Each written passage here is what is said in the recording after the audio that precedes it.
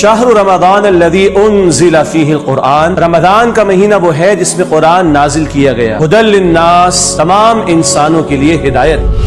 قرآن رب العالمین کا پیغام تمام انسانیت کے نام۔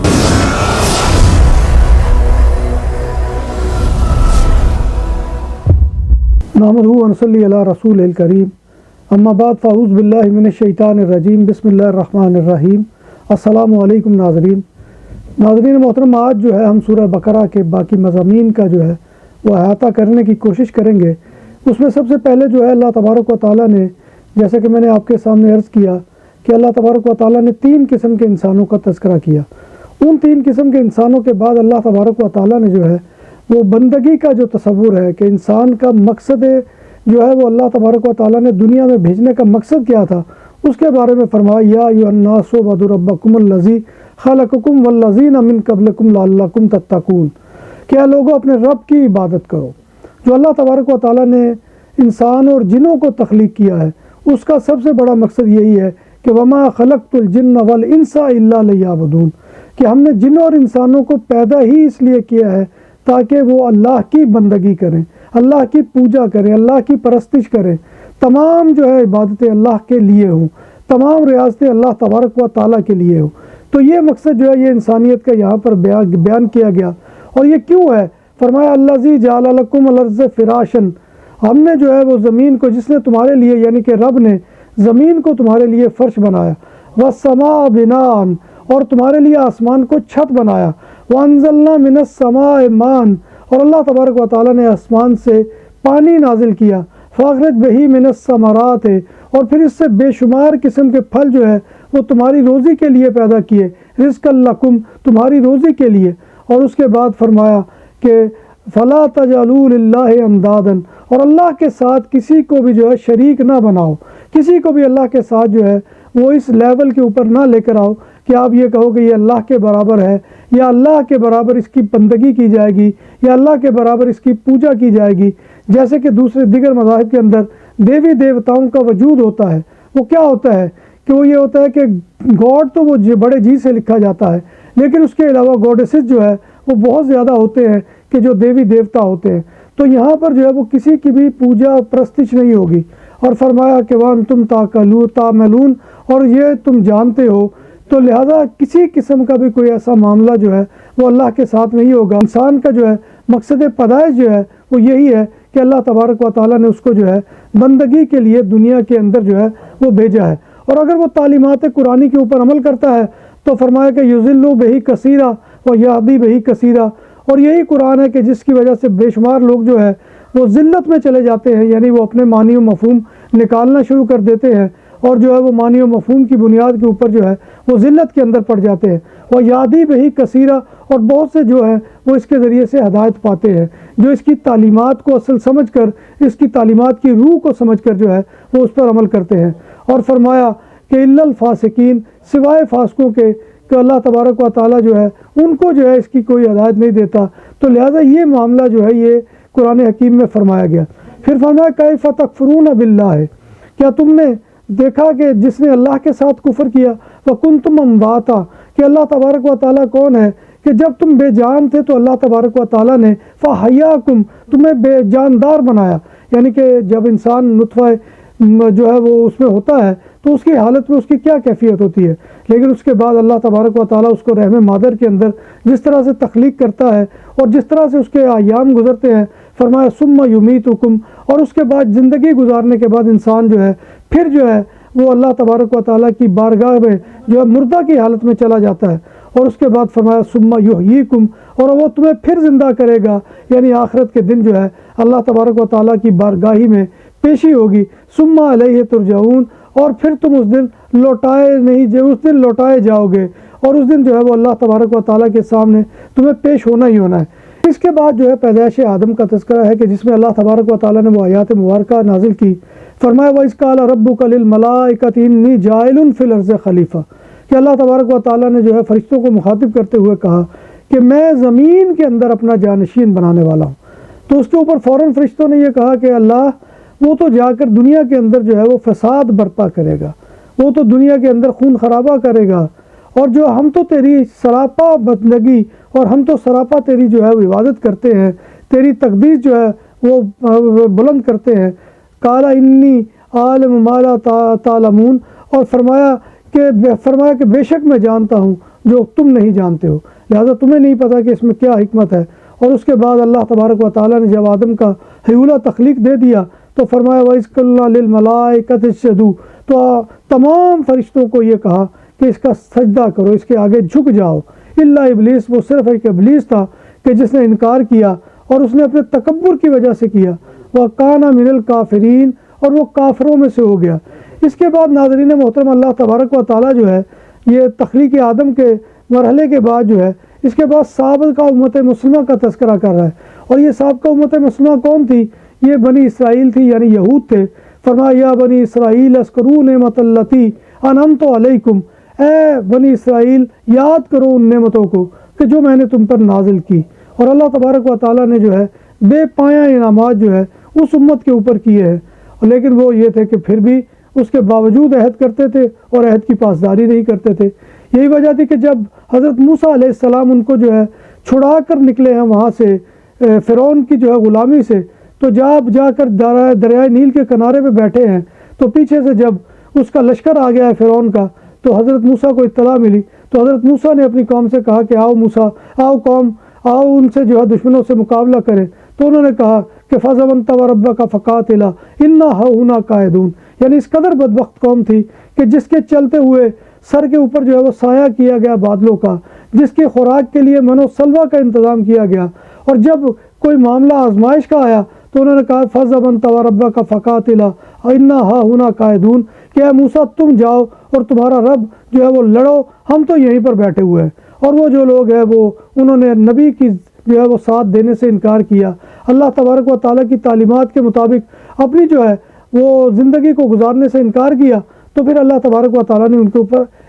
جو ہے وہ عذاب نازل کیا، اور ان کو جو ہے وہ اللہ تبارک و تعالیٰ نے غرق کرنے کا جو ہے وہ معاملہ ابھی تک وہ پینڈنگ ہے، وہ قرب قیامت کے نزدیک ہوگا، لیکن پھر ان کو سزا دی اور وہ 40 سال تک جو ہے وہ صحرا کے اندر جو ہے وہ بھٹکتے رہے۔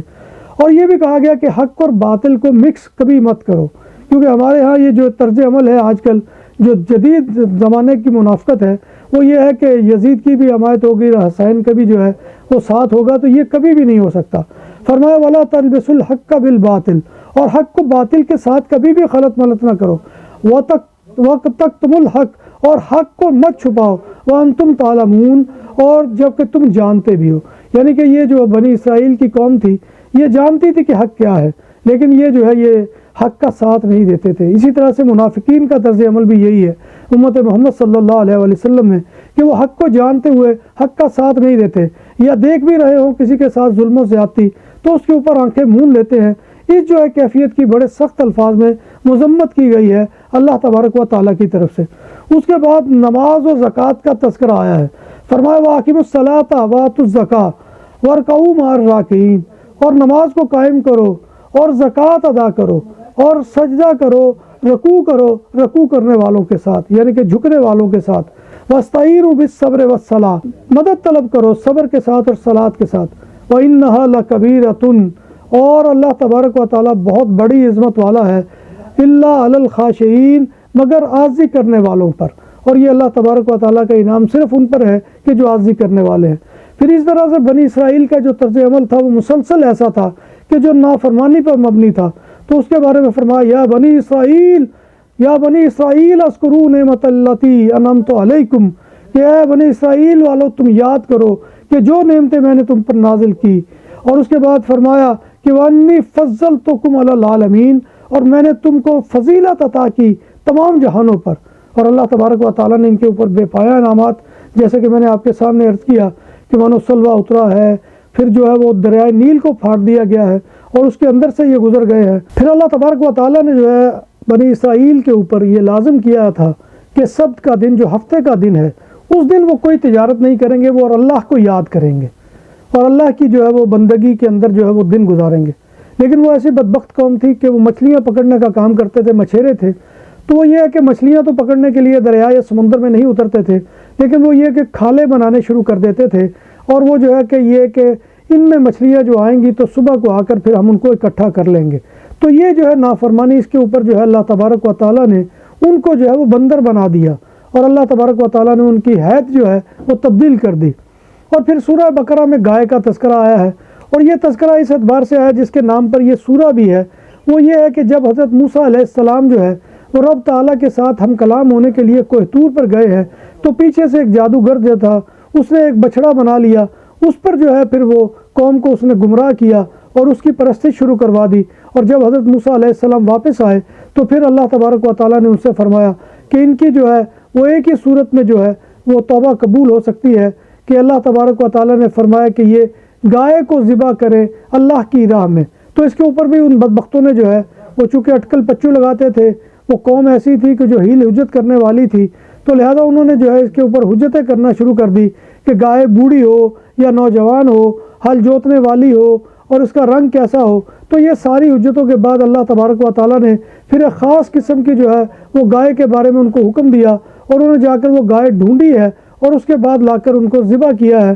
تو اس کے بعد ان کی جو ہے وہ توبہ قبول کی گئی ہے، اور اس کے بعد جو ہے بنی اسرائیل سے جو عہد لیا گیا تھا اس کا یہاں پر تذکرہ ہو رہا ہے۔ اور جب ہم نے اسرائیل سے پختہ عہد لیا کہ تم اللہ کے سوا کسی کی عبادت نہیں کرو گے، وَأَخَذْنَا مِيثَاقَ بَنِي إِسْرَائِيلَ لَا تَعْبُدُونَ إِلَّا اللَّهَ، کہ اللہ کے سوا کسی کی عبادت نہیں کرو گے، وَبِالْوَالِدَيْنِ إِحْسَانًا، اور ماں باپ اور قرابت داروں کو، وَذِي الْقُرْبَى وَالْيَتَامَى وَالْمَسَاكِينِ، اور والدین اور قربت والوں کے ساتھ یعنی عزیز و اقارب کے ساتھ، اور یتیموں کے ساتھ اور مسکینوں کے ساتھ جو ہے وہ حسن سلوک کا رویہ رکھو گے۔ اور فرمایا وَقُولُوا لِلنَّاسِ حُسْنًا، اور لوگوں سے اچھی بات کہو گے۔ لوگوں سے اچھی بات کہنا بھی جو ہے یہ بھی ایک عبادت ہے، کوئی بھی اپنی زبان کو بری باتوں کے اندر جو ہے وہ ملوث نہ کرو۔ وَأَقِیمُوا الصَّلَاةَ وَآتُوا الزَّکَاةَ، پھر ان سے بھی کہا گیا کہ وہ نماز کو قائم کریں اور زکوٰۃ کو ادا کریں۔ ثُمَّ تَوَلَّیْتُمْ،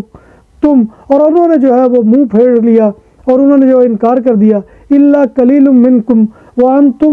مُعْرِضُونَ، اور اللہ تبارک و تعالیٰ نے کہا کہ ان میں سے جو منہ پھیرنے والے تھے وہ پھیر گئے، مگر تم میں سے تھوڑے، اور تم میں سے بہت تھوڑے منہ پھیرنے والے تھے۔ تو اللہ تبارک و تعالیٰ نے اس کے بعد اللہ کی ہدایت کو جو جزوی مانتے ہیں، جو کہ آج کل ہمارا طرز عمل ہے، اس کے بارے میں فرمایا کہ اَفَتُؤْمِنُونَ بِبَعْضِ الْکِتَابِ، کہ تم میں سے بعض لوگ ایسے ہیں کہ جو کتاب کے ایک حصے کو مانتے ہیں، وَتَکْفُرُونَ بِبَعْضٍ، اور بعض جو ہے کا انکار کر دیتے ہیں۔ اس کے بارے میں اللہ تبارک و تعالیٰ کا شدید غضب آیا ہے، جیسے کہ آج ہم کرتے ہیں کہ ہم کتاب کے اس حصے کو مانتے ہیں جو میرے نفس کو اچھا لگتا ہے، جو میرے نفس کو آسان لگتا ہے۔ تو فرمایا گیا کہ یہ روش اللہ کو پسند نہیں ہے۔ فرمایا کہ فما جزاء من یفعل ذلک منکم الا خزی فی الحیات الدنیا، تو اس کی سزا اس کے سوا کچھ نہیں ہے کہ اللہ تبارک و تعالیٰ تمہیں دنیا میں ذلیل و رسوا کر دے، ویوم الآخرۃ و یوم القیامہ، اور قیامت کے دن بھی تمہیں جو ہے ذلیل و رسوا کر دے،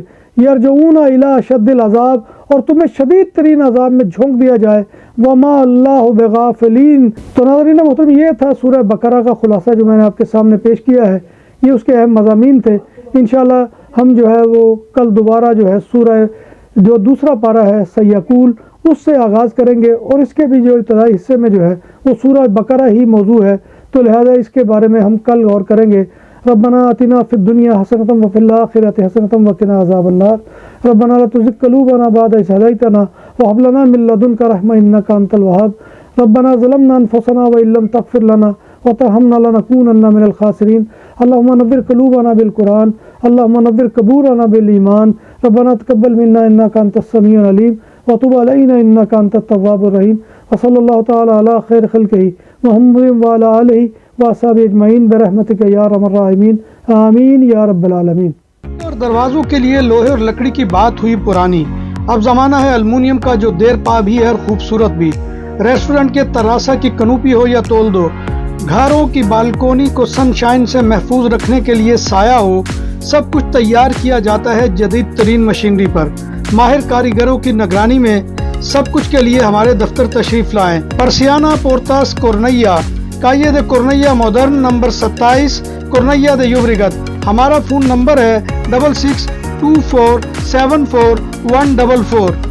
नाम भी असली, जायका भी असली, लज्जत और चटखानों की दुनिया, पुराना कुतबा रेस्टोरेंट एंड मैरिज हॉल, देसी खानों का मरकज, रोस्ट मुर्गी, चाप ग्रिल, रोस्ट रान, सालम बकरा रोस्ट, वसीओ और इजहाल, 400 अफराद के बैठने की जगह, सालगिरह, शादी और दीगर तकरीबात के लिए, फैमिलीज के लिए अलहदा इंतजाम। रेस्टोरेंट की दुनिया में खिदमत और नफासत का नाम चौधरी सिकंदर हयात गोंदल। हमारा पता काये कुर्तबा नंबर 100, बादालोना, स्पेन। हमारा फोन नंबर 9313923341। नाम आदल तंदूरी रेस्टोरेंट, बार्सिलोना में मेहमान नवाजी का पहला नाम आदल तंदूरी रेस्टोरेंट, बर्रे सगीर के रवायती हलाल खानों का मरकज, ग्रिल, तंदूरी रोस्ट, चिकन और मटन टिक्का, सब्जियां और तड़के वाली दालें, रसमलाई और फालूदा। कारी अब्दुर्रहमान की फखरिया पेशकश गरीबो अमीर के लिए। बार्सिलोना के कल में वाक़े आदल तंदूरी रेस्टोरेंट का ये इस्ते नंबर 9, निज़्द दरासाना हॉस्पिटल, बार्सिलोना।